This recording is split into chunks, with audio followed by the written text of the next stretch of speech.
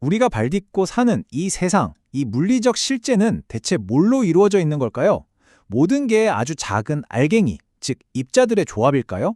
아니면 텅 빈 공간을 가득 채우고 흐르는 거대한 장이라는 게 실체일까요? 이 두 가지 생각, 입자냐, 장이냐는 정말 오랫동안 물리학의 역사를 뒤흔들면서 치열하게 맞서 왔습니다. 지금부터 그 흥미진진한 대결의 현장으로 한번 들어가 보시죠.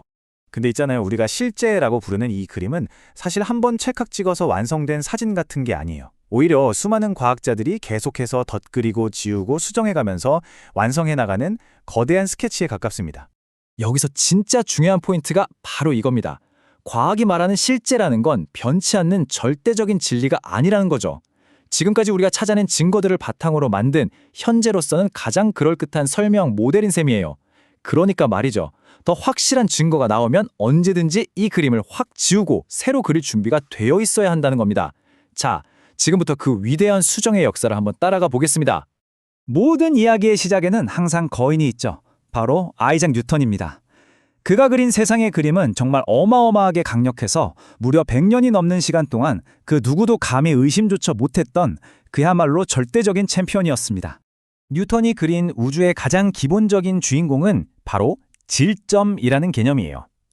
이 복잡한 세상을 수학적으로 깔끔하게 계산하기 위해서 모든 물체를 그냥 모양도 크기도 없는 오로지 질량만 가진 하나의 점으로 취급해버린 거죠.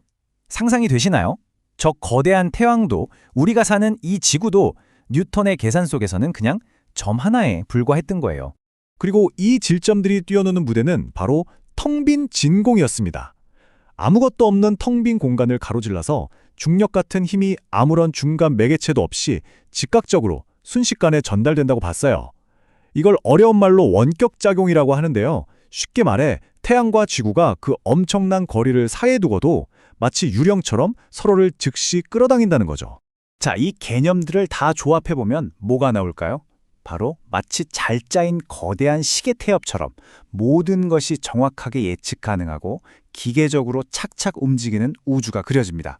심지어 미적분이라는 강력한 수학 도구로 행성의 움직임 하나하나를 완벽하게 계산해낼 수 있었죠. 빛마저도 아주 작은 입자들의 흐름이라고 봤으니 이건 세상 만물이 그냥 입자들의 합, 그 이상도 이하도 아니었던 겁니다. 하지만 영원할 것 같던 이 완벽한 시계 우주에 서서히 금이 가기 시작합니다. 바로 전기와 자기라는 당시로서는 아주 신비하고 기묘한 현상 때문이었죠. 뉴턴의 방식으로는 도저히 설명할 수 없는 문제들 앞에서 마침내 세상을 뒤집을 새로운 도전자가 등장하게 됩니다. 예를 들면 이런 거예요. 자석을 그냥 구리선 코일 근처에서 흔들었을 뿐인데 갑자기 코일에 전기가 흐르는 전자기 유도 현상 같은 것들 말이죠. 아니, 자석이랑 코일은 닿지도 않았는데 텅 빈 공간을 가로질러서 어떻게 이런 일이 순식간에 일어날 수 있을까요? 뉴턴의 모델은 여기서 한계에 부딪혔고 완전히 새로운 그림이 절실해졌습니다. 여기서 마이클 패러데이가 정말 혁명적인 아이디어를 던집니다. 잠깐만 공간이 텅 비어있다고? 아닐걸? 하는 거죠. 뉴턴이 텅 빈 진공을 상상했다면 패러데이는 우리 눈에 보이지 않는 무언가, 즉 어떤 매질이 우주 공간을 가득 채우고 있다고 생각했습니다. 자, 공간이 뭔가로 가득 차 있다면 힘이 전달되는 방식도 당연히 달라져야겠죠? 힘이 더 이상 원격에서 순간 이동하는 게 아니라 그 공간을 채운 매질을 타고 마치 물결처럼 출렁 하고 퍼져나간다고 생각한 거예요. 이게 바로 패러데이의 두 번째 혁신이었습니다. 패러데이는 이렇게 힘이 전달되는 매질로 가득 찬 공간을 바로 장이라고 불렀습니다. 여러분, 어릴 때 자석 가지고 놀 때 쇳가루 뿌려본 적 있으시죠? 그때 생기는 그 아름다운 선들, 패러데이는 바로 그런 힘의 길, 즉 역선이 공간 전체에 펼쳐져 있고 그 힘의 길을 따라 장에 출렁이며 힘을 전달한다고 상상한 겁니다. 패러데이의 아이디어, 정말 기가 막히잖아요. 근데 문제가 하나 있었어요. 이걸 수학적으로 증명할 방법이 없었던 거죠. 그냥 상상, 직관에 가까웠으니까요. 바로 이때 이 모든 걸 증명해낼 구원투수, 또 다른 천재, 제임스 클러크 맥스웰이 등판합니다. 둘이 사용한 수학 도구부터 스케일이 달랐습니다.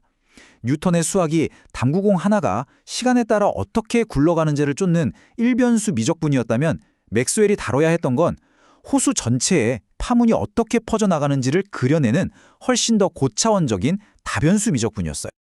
그리고 맥스웰이 이 어마어마하게 복잡한 방정식을 풀었을 때 정말 믿을 수 없는 숫자가 튀어나옵니다.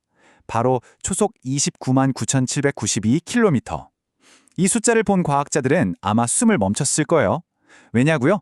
이건 당시 인류가 알고 있던 가장 중요한 속도, 바로 빛의 속도와 소름 돋을 정도로 정확하게 일치했거든요. 이건 우연일 리가 없었습니다. 맥스웰은 여기서 담대한 결론을 내리죠. 빛, 그 자체의 정체는 바로 전기장과 자기장이 서로를 만들어내며 꼬리에 꼬리를 물고 공간을 가로지르는 파동, 즉 전자기파라는 걸요. 별개라고 생각했던 전기, 자기, 빛이 사실은 하나의 거대한 그림이었다는 게 밝혀지는 순간이었습니다. 이 엄청난 발견으로 장은 더 이상 패러데이의 상상 속 개념이 아니게 됐어요. 우리 눈에 보이고 만져지는 입자만큼이나 명백한 이 세상의 또 다른 주인공으로 인정받게 된 겁니다. 그리고 이건 현대 물리학의 새로운 토대가 되었죠. 자, 그럼 전체 흐름을 한번 정리해 볼까요?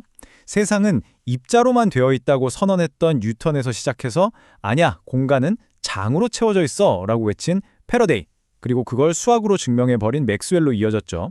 나중에는 헤르츠가 실험으로 전자기파를 진짜 만들어냈고 마침내 아인슈타인이 이 장이라는 개념을 중력에까지 확장시키면서 그야말로 활용점정을 찍습니다. 아인슈타인은 여기서 한술 더 띱니다. 중력이라는 게 사실은 뉴턴이 말한 것처럼 서로 당기는 힘이 아니라 질량이 어마어마하게 큰 물체가 시공간이라는 장 자체를 꾹 눌러서 휘게 만들기 때문에 생기는 현상이라고 설명했거든요. 이건 장 개념의 완벽한 승리 선언이었죠. 그렇다고 입자가 역사 속으로 완전히 사라졌을까요? 그건 또 아닙니다. 신기하게도 현대 물리학은 여전히 이 입자와 장이라는 두 가지 관점을 모두 사용해야만 우주를 겨우 설명할 수 있다고 말해요. 실제라는 게 어쩌면 입자이면서 동시에 장일 수도 있다는, 우리 상식을 뛰어넘는 그런 존재일지도 모른다는 거죠. 결국 과학의 역사를 보면요, 정답을 찾았다기보다는 계속해서 저 나은 질문을 찾아온 여정 같아요. 뉴턴의 그림이 패러데이와 맥스웰에 의해, 그리고 아인슈타인에 의해 새롭게 그려졌듯이 우리가 지금 당연하다고 생각하는 이 현실의 모습도 언젠가는 또 다른 천재에 의해 완전히 새로운 그림으로 대체될지 모릅니다. 여러분이 생각하는 다음 그림은 과연 어떤 모습일까요?